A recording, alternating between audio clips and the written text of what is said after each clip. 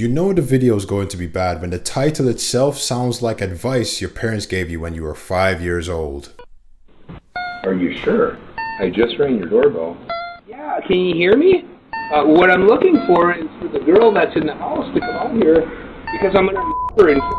July 21st, 2021, Las Vegas. A woman is home alone in her kitchen with the window open after a long, hot day. Outside, a man is wandering through the neighborhood with no direction until he suddenly stops after noticing her inside. Minutes later, he walks up and rings the doorbell. I just rang your doorbell because I have a couple questions for you. Are you sure? I just rang your doorbell because I have a couple questions for you. Are you positive? He calmly repeats the same sentence over and over, saying he just has a few questions. But to make it all stranger, the woman didn't respond to anything the man was saying, and she wasn't even at the door at the time, so he was speaking to himself. Then he tries the handle, and thankfully it was locked. As he was about to leave, her husband speaks to him through the camera, asking who he is. That's when the man finally tells why he's here. What I'm looking for is for the girl that's in the house to come out here because I'm gonna her in. I want to. I have a knife and a gun. He says he has a knife and a weapon and that he'll do horrible things to her if she opens the door. When police arrive, he was already gone. The next day, someone recognizes him in another neighborhood and called the cops. At the same day, he was arrested. Regardless what was behind his behavior that day, if that door was unlocked, it would have ended completely differently. We're about 2 minutes into today's video, and we've gone from, yeah, that's a bit weird, to, yeah, lock every door.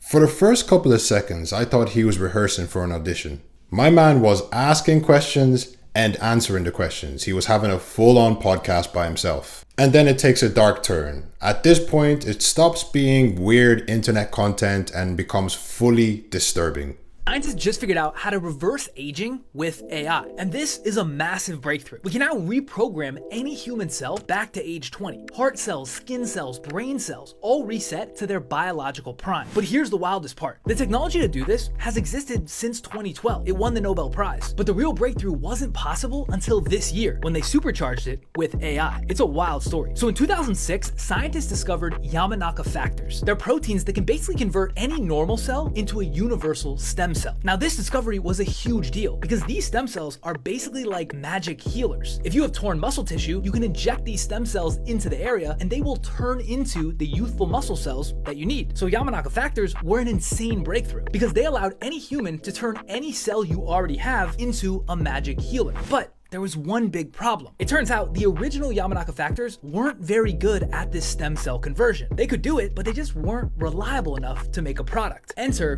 OpenAI, and this is where things get crazy. OpenAI designed a special AI model built specifically to create new proteins. Think of it like ChatGPT, but for protein engineering. So they took all the original Yamanaka research and gave it to this AI model to go ham on improving it. And guess what happened? Their new version is 50 times more effective than the original. They tested it on 50-year-old cells, and it successfully started repairing 30% of the cells in just 7 days. And this isn't science fiction, this actually happened. And it sounds crazy, but in a few years, humans will be able to take a shot that literally reverses the age of their cells. Shout out science. So with all of the population issue that we've been having, you're trying to tell me that they're coming up with these devices that are basically keeping us young? Which one of you are thinking about saving for this thing? Let me know in the comment section. For the first time ever, CEOs are wincing while eating their own products. This bizarre footage shows Driscoll's CEO eating their sweetest badge on live TV and referring to it as a total setup. What he was eating wasn't just a berry, it's a crossbred replica sprayed with cypermethrin, a pyrethroid, and roach spray, then dipped into fludioxonil, a hormone-disrupting fungicide. And it gets worse. Those berries are gassed with sulfur dioxide and sealed in an airless vault until the sweetest are crowned sweetest batch. That exact batch scanned boscalid, a fungicide the EPA says may cause cancer. Cannot stress enough how important it is to be buying as much as you can from the Clean 15 list. If you're not sure what that is, you can comment 15 underneath. I'll send it to you. But basically, it's a list of produce that has far less pesticide residue on it. And this is really handy for those who can't just buy it organic all the time. But secondly, you must be doing something that is going to remove the accumulation of these pesticides that get trapped in your body. You can use a tiny pinch of baking soda in a glass of water. That specifically does help with removing glyphosate. But if you are wanting more of a full spectrum detox, you want a heavy metal cleanse and binder. The one that I use pretty much year round removes all of your heavy metals, pesticides, BPA, glyphosate, fluoride, even things like mold, like mycotoxins from mold, radiation, and the list goes on. But it's a really far-reaching detox, so it's not just cleansing the gut, it also gets around the body. There are already so many studies coming out showing huge links between a lot of different diseases and the excessive use of pesticides. Just do something that's going to help your body remove the accumulation. This is not the first time we're seeing a CEO eating his own product. Are we forgetting about this guy here? The truth. It's a delicious product. You know, you've got sort of the cheeses and the gooiness. Distinctively McDonald's. Only McDonald's could do this type of burger, but it also is unlike anything else. Watch this. Hollywood Records contract, and I'm signing it because I'm going to have my first record ever and selling my soul to Hollywood Records. That's what I'm doing right now. Selena Gomez should have never said those words in front of a camera. The day she signed her contract with Hollywood Records, she said that she was going to sell her soul. Selena really did post that video 16 years ago, but today, nobody is laughing anymore when they see what she has become, because the Selena we see today has nothing to do with the one we used to know. And I'm not talking about a normal evolution. I'm talking about a complete change. First, her voice. Listen to any recent interview and compare it to the older one. It sounds like someone else speaking. The tone, the rhythm, even the way she chooses her words, nothing matches anymore. Then there's her face. The proportions are no longer the same from one appearance to another. And the most disturbing part is her height. She actually got taller even though she's 33 years old, which is simply impossible. People compared her photos side by side to discover all of this, and the explanation makes no sense naturally. And then there's everything else. The empty stare during interviews, the behavior that no longer matches the reserved and discreet person she used to be, public reactions that make no sense when you knew the old Selena. And she appears less and less in public. Every appearance is calculated, controlled, as if nothing can be left to chance. She told us herself that day in her video, but now the only question left is it still really her? The contract situation is weird enough, but the fact that she managed to grow a couple inches after selling out, now I got questions about that. You've got Helen Mirren going up to Lady Gaga, giving her the I love you sign. Isn't that right? Oh, nod of the head. I love you too. It's totally not a satanic curse sign where they are confirming their allegiance to satanic secret societies. That would be crazy conspiratorial nonsense. When she dresses up like Satan, it has nothing to do with those hand signs. It's all just performance art. Yeah. Anton LaVey, the satanic priest, showing you the sign of the curse. They're not even hiding it any longer, and I do believe that they're doing this just because they know people are not doing a deep enough research on what all these symbolism and all these signs mean. Because you know, if you follow this channel, it takes a quick 1-2 video to find out what this is about. Speaking of following this channel, have you not subscribed yet? Subscribe to the channel, it's for free. Subscribe, hit the notification bell, and I want to hear your opinions. Put it in the comment section, and of course, last but not least, one of the most important things, like the video. Some of you as well are seeing that hype button. You know you only have 3 of those a week, so make sure you give one to at least one to me, okay? And I'm not gonna hold you hostage at all right? Let's move to the next clip. Repeat after me. You are nothing. You are nothing. Increase the numbers. Increase the numbers. This is not art. Increase the numbers. Increase the numbers. This is not art. This is not art. Increase. So this was played off as a random comedy skit. But when you look at really what's happening here, this actually has a name. It's called the Ritual of Minds. And he's sat there wearing white antlers, the symbol of Master of the Hunt. There's people in white robes being marked with red liquid. What's eerie is the purpose behind it. They want to see if they can put a dark ceremony in your face. And as long as a funny person, a funny man is doing it, it's classed as a joke. When you realise they're just mocking the public in plain sight to see if you're actually paying attention. Let me know your thoughts and comments down below. Do you know what's the funniest thing about this whole play? The fact that it's not funny. And we've said this so many times, it's easy to get away with all of this as long as you slap the comedy factor on top of it. This really has got me thinking though. How far do you think people can take it for the sake of art before it's not art any longer? There's a very strange substance that is repelled by garlic, attracted to gold, and when you hold this substance up to a mirror, you cannot see the reflection. It's called red mercury, and apparently you could find it in old television sets. Just break apart an old TV, and there it is. Another strange thing about mercury is when you apply electricity and magnetism to it, it starts spinning rapidly, and it creates an electromagnetic torus field. So, you can take mercury, attach it to an antenna, and then watch television from anywhere in the world using mercury. So you can watch SpongeBob deep in the woods of Siberia. And that's because mercury can transmit and receive electromagnetic information, which is why it was called the messenger of the gods in Greek mythology. Well, the god was called Mercury. It's a reference. And you can take mercury and suspend a light in it so that it spins around 24/7 in the lighthouses so that you don't have to sit there and crank it, which is what historically we have done. We would suspend the lights in lighthouses in mercury so we didn't have to crank them 24/7. And guess what? You can take mercury and amalgamate it with any other metal on Earth. What does that mean? That means that if you mix gold and mercury, it will literally dissolve the gold into the mercury and create an amalgamation, an entirely new metal with new properties. So this makes you think, what was going on with all of this very advanced architecture around the world? With sacred geometry and all of these shapes that we see in electrical parts today were all over these old buildings. Could it be possible that these buildings were using mercury and other metals to transmit and receive electromagnetic frequencies? Could they possibly be harvesting energy in some way? Maybe. And have you seen the gargoyles and all of the weird hybrid animal statues? There we go. That could be symbolic of mercury amalgamating with other metals.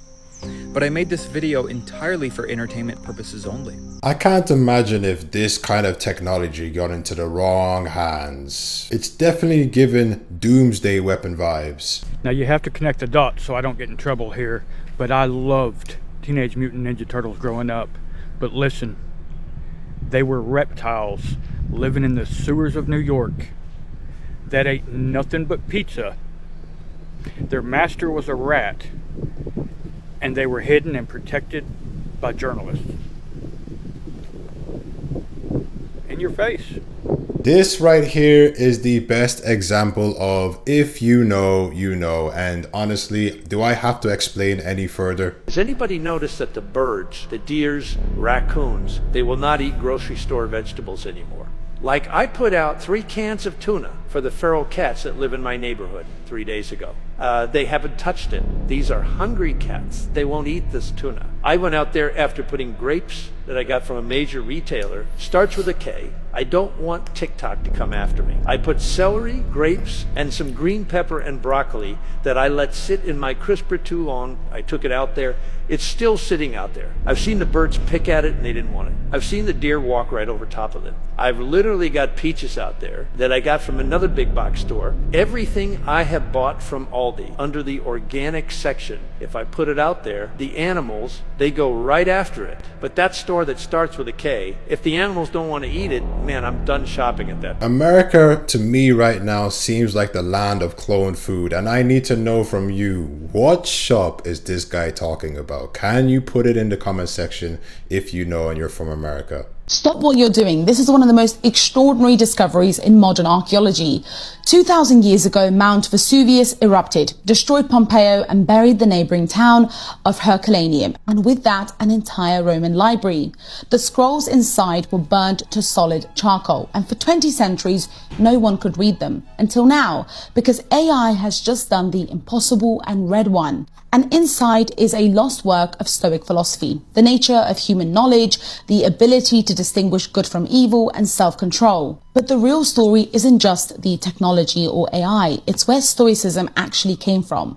We call it Greek philosophy, and it is, but Greek and Roman history was never as separate from the East as our textbooks make it sound. Look at the moment that it was born. Just one generation earlier, Alexander the Great had conquered the entire Persian Empire from Greece to the edge of India. Stoicism was a child of that connected world, and its founders weren't Athenians. Zeno, who founded the school around 300 BC, was Phoenician from Cyprus. His great successor, Chrysippus, came from Cilicia in modern Turkey. And one later head of the school was known simply as the Babylonian. Now here is where it gets fascinating. At the heart of Stoicism is the Logos, the idea that the whole universe is run by a single divine reason, a rational order flowing through everything. The Stoics took that from Heraclitus, who lived under Persian rule. And centuries earlier, Persian religion had its own version. Ahura Mazda, the wise lord, and Asha, the cosmic order and truth that holds the universe together. In Zoroastrian ethics, being good means aligning yourself with that cosmic order through good thoughts, good words, and good deeds. The Stoics said almost exactly the same thing. In both, your own morality is a mirror of the order of the universe. There's more. The Stoics believed that the universe is destroyed and then reborn in fire, an idea that echoes the Persian frashokereti, the renewal of the world by fire. And they taught that every human being is a citizen of one single world under one reason, a vision of shared humanity that echoes a far older idea in ancient Zoroastrian thought. So when we read the scroll pulled from the ash after 2,000 years, it isn't only a Greek voice speaking, it's the voice of a connected ancient world. Greek, Egyptian, Persian, Babylonian, Sanskrit, woven together. And for the first time in history, we can read the unreadable. And with AI, I think we may recover entire libraries of ancient thought lost for thousands of years. This could transform how we understand the ancient world and ourselves more than any other discovery in a century. History is about to speak again. I just love the idea that all of us all come from one idea, that we all come from this one being. Do you know what I mean? Because in this world that we live in right now, it just seems like there's just so much separation between us, from religion to color to you name it. Just continuous separation when you start making the links. I'm warning you, you're about to see some crazy shit. Keep your eye on the red dot above if you're ready to face your inner demons. Don't pay attention to me, red dot, stay focused. The faces shown to the left and right here are all perfectly normal people. But don't look at them, keep your focus steady on the red dot and your mind will slowly turn them into monsters. The flashed face distortion effect occurs when two faces are rapidly alternated while you fixate on a central point, keeping the faces right on the outskirts of your peripheral vision. Instead of seeing normal faces, the brain exaggerates differences between one face and the next, making them appear super distorted. This happens due to adaptive face perception, where the brain naturally overcompensates contrast to distinguish facial features more effectively. And only happens when you keep the faces on the edges of your peripheral vision, which causes your brain to sort of fill in the blanks, resulting them morphing into some unsettling looking creatures. But redirect your focus back on the faces and they turn right back into regular people. Don't believe me? Watch this again and look at the faces this time. Here I was thinking that horror movies is the only place that you're going to get the closest experience to seeing a monster, and now I see it. My brain... Yeah, I hope you guys seen that as well. My brain, I'm just like... What's that? Oh, the CIA released a document saying that the Earth is a hologram. Imagine that. And that we can access superhuman abilities. And they explain so how in this document. Tell me more! Yeah, you heard that right. According to the CIA released document, they explain how humans can access superhuman ability. Now, the way they say that you can do this is by going through hemisync. Oh, what's hemisync, you ask? Well, it's basically getting your brain synced up together so that both parts of the brain are in harmony. Okay. So how do we do that? Oh, well, what you do is you have to have a frequency playing in each ear, but a different frequency on each ear between 3 and 7 hertz. Okay? The document states that basically once you have this hemisync, you are able to basically do anything in this hologram. I love it. I'm honestly not surprised about this when you consider the fact that we have hyper empathy, astral projection. I'm stuttering now because this is very interesting. This is along the lines of the conversations I like to have. And of course, don't forget that we have foresight as well, where we can see into the future. If you tap in well enough, you know that we can do that as well. So this is not surprising, to be quite honest. Notice the pattern in what is being represented. People think that this stuff is just a game. There is a reason why you see people dressed up as Satan. Not just, like Satan slipping himself in a little bit. No, full on visuals of Satan, people dressed as Satan, dressed as a demon, got upside down crosses all on their clothes or pentagrams on their clothes. And people are just like, oh, that's funny. It's, we're making fun. No, there's a reason why the entertainment industry is doing that, y'all. They know good and doggone well that God exists. They also know that Satan exists. They're just counting on the fact that y'all don't know that. But either way, the things that you take in, that they're feeding you, those things affect you. Whether you realize it in the moment or not, they affect you. That's why they do it. Entertainment industry, it's about influence. I'm not going to sacrifice the honesty in order to be politically correct. Some people might tell us that all of this is just a coincidence. Others may say that this is for artistic purposes, but you can't tell me that is a coincidence that all of these people have music videos, performances, the cross upside down, etc., etc. We just seen a glimpse of that in this video. You're trying to tell me that all of this has nothing to do with the battle of good and evil? This one verse completely destroyed my 9-to-5 mentality. Like, when I read this verse for the first time, I basically knew I had to stop depending on my job. So Ecclesiastes 11:6 says, sow your seed in the morning, and in the evening let not your hands be idle, for you do not know which will prosper, this or that, or whether both alike will be good. So I'm not sure if you caught that, but it says, sow in the morning and don't stop sowing in the evening. Now, regardless of whether Solomon was literally talking about farming, or maybe he was actually talking about traditional jobs, it's not even the point I'm trying to make. Here's the principle I see. Most people only sow one field. They go to work, they clock in, they clock out, then they mentally check out for the rest of the day. But the scripture says, sow in the morning and don't let your hands be idle in the evening. The hours that change your life are usually the hours that nobody pays you for. Like, think about it. Nobody pays you to read. Nobody pays you to start a business. Nobody pays you to learn a new skill. Nobody pays you to write a book. Nobody pays you to post 3 videos a day for a year before you even know it's working. Nobody pays you to become the person that God created you to be. But ironically enough, those are the hours that actually determine your future. Those are the hours where God builds destinies. So think about it like this. Your employer pays you for what you produce today, but your discretionary time determines who you'll become tomorrow. So if you want your life to change, don't just look at what you're doing from 9 to 5. Look at what you're doing when there's no boss, no paycheck, nobody watching you, no pressure, because those are the hours that actually change the trajectory of your life. My name is Zach. This is Net Worth. If you're serious about becoming the type of person that God can trust with more and building your destiny, comment Net Worth or tap the link in my bio, because that is exactly what we're building. Anyway, drop a follow if you enjoyed this video, and y'all have a blessed day.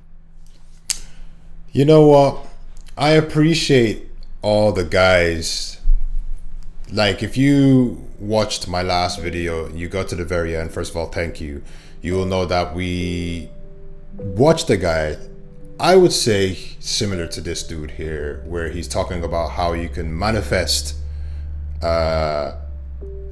success, basically. Do you know what I mean? All these success gurus. Now, this guy is a little bit more genuine in the sense that he is telling us about the hours that we have outside of our 9 to 5, which is great to know, because I think in the time that we live in now, you know, and it's not to condemn or to judge anyone, but you know that you've met people who believe that they just don't have enough time. There's not enough time in the day to cook for myself. There's not enough time in the day to do what I want to do, reading, going to the gym, etc., etc. But this guy is coming from a good place and saying that the hours outside of the hours that you have at work are the hours for yourself to build even further. Do you know what I mean? And for me, listening to this, I couldn't help but feel like thinking about, I recently watched this guy, if you know Francis Ngannou, Cameroon. He's from Cameroon, and he is a MMA fighter, and he's told his story countless of times about how he came from Cameroon and ended up going to France and ended up becoming heavyweight UFC fighter, etc., etc. This mentality here, when you realize that you have a certain amount of time to find yourself, will make you realize that yes, even when you're at the lowest of lows, you have to find a way to find your destiny. And the only way to do that is to take the time that you have for yourself outside of your 9 to 5, outside of the day job. You need to still find those hours to, whether it be go and study your Bible, whether it be go to the gym, whether it be read the book, whether it be do your breathing exercises. All of these things that people make excuses for, you have time for it. It's just that some people don't want to make time for it. And I don't want to be the person that's judging anyone, but I think for me, this is something that, you know, everybody that comes to the end of our videos, I think people who will appreciate it for what it is. You know what I mean?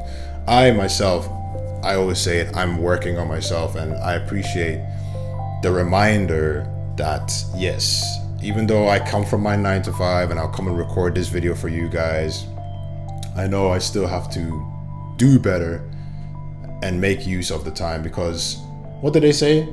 They say the devil's working overtime. So even when you're sleeping, devil's still out here, just like God, working his butt off to capture more minions, you know?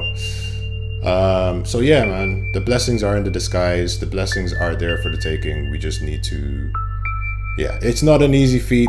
Honestly, I know it's not easy to, you know, take the strength, the willpower to organize and time management and all this kind of stuff. And we all have lives, we've got kids, etc., etc. I know, but a little a day goes a long way. Anyway, that's the last video I have for you guys today. Newcomers, you'll see a video pop up right over here at the end of the video. It's recommended just for you. Click it and watch it, and I'm going to see you guys in the next episode. Take care of yourselves and stay curious. Peace. How long has this candle been like this? New candle pending very soon.